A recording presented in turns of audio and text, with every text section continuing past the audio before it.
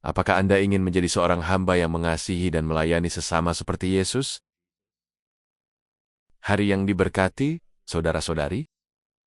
Ini adalah pertanyaan refleksi kita untuk hari ini. Holy Spirit, make my heart open to the Word of God. Make my heart open to goodness. Make my heart open to the beauty of God every day. Amen.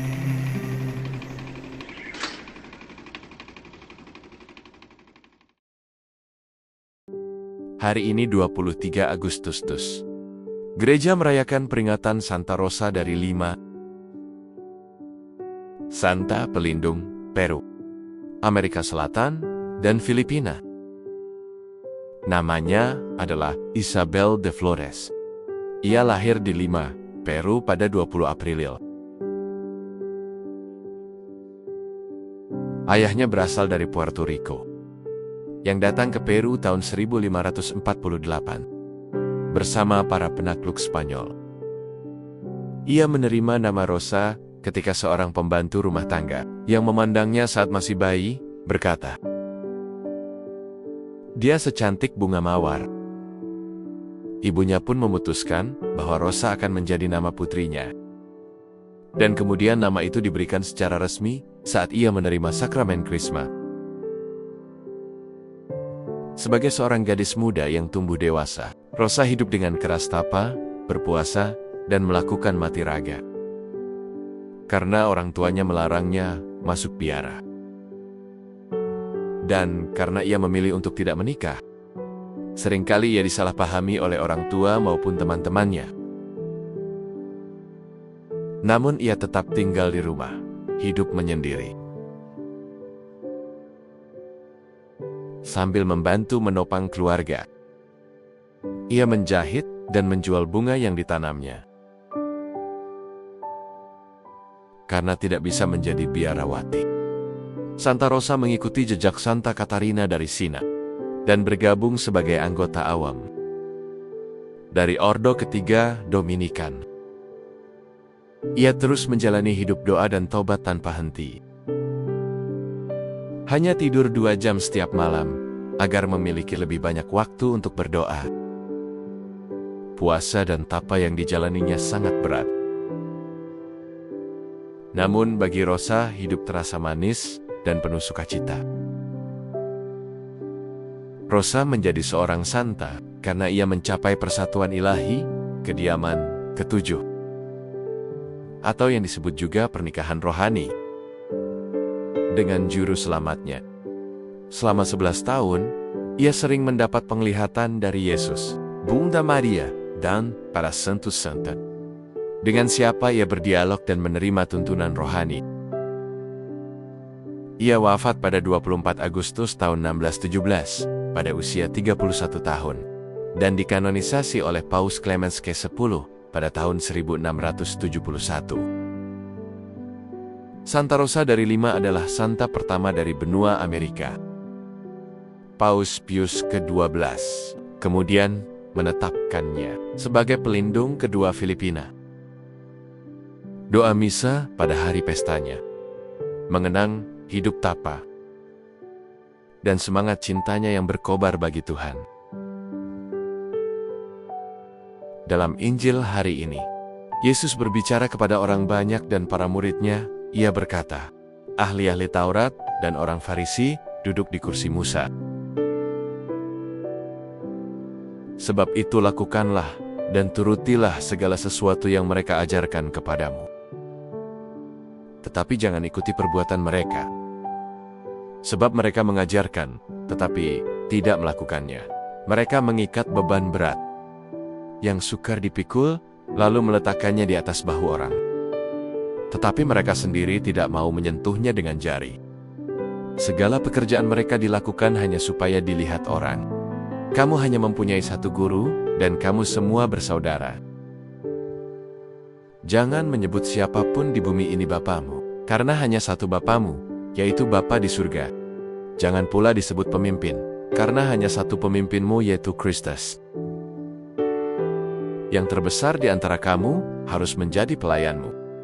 Siapa yang meninggikan dirinya akan direndahkan, dan siapa yang merendahkan dirinya akan ditinggikan.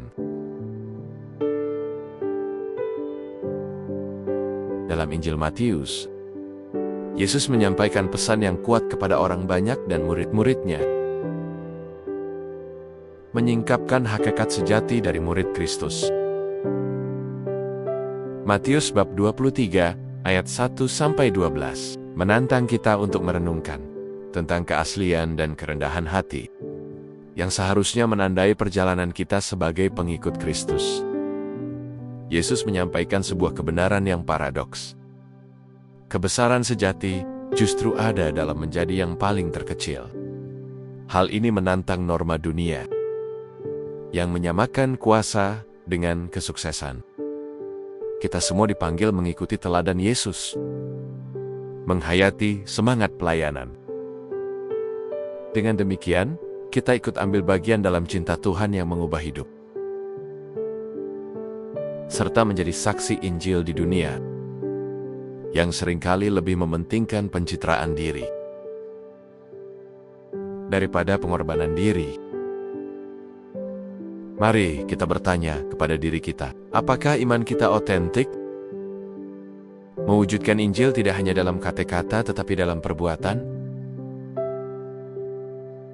Apakah kita dengan rendah hati mengakui Tuhan sebagai otoritas tertinggi kita?